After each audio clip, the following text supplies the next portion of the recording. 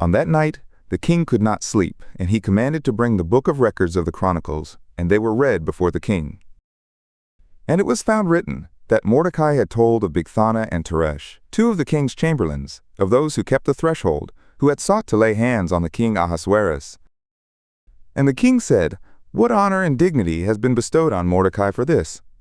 Then the king's attendants who ministered to him said, "Nothing has been done for him."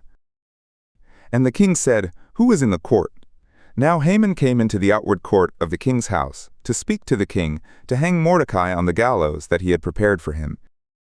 And the king's attendant said to him, "Look, Haman stands in the court." And the king said, "Let him come in." So Haman came in, and the king said to him, "What will be done to the man whom the king delights to honor?" Now Haman said in his heart, "Whom would the king delight to honor more than me?"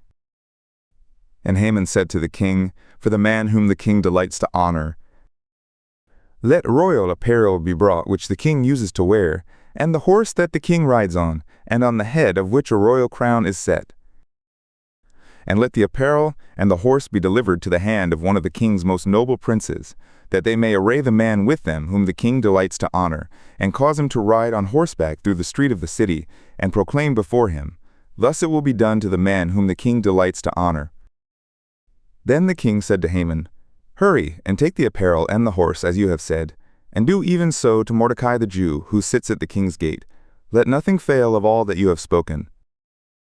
Then Haman took the apparel and the horse, and arrayed Mordecai, and caused him to ride through the street of the city, and proclaimed before him, "Thus it will be done to the man whom the king delights to honor." And Mordecai came again to the king's gate, but Haman hurried to his house, mourning and having his head covered. And Haman recounted to Zeresh his wife and all his friends everything that had befallen him. Then his wise men and Zeresh his wife said to him, "If Mordecai, before whom you have begun to fall, is of the seed of the Jews, you will not prevail against him, but will surely fall before him."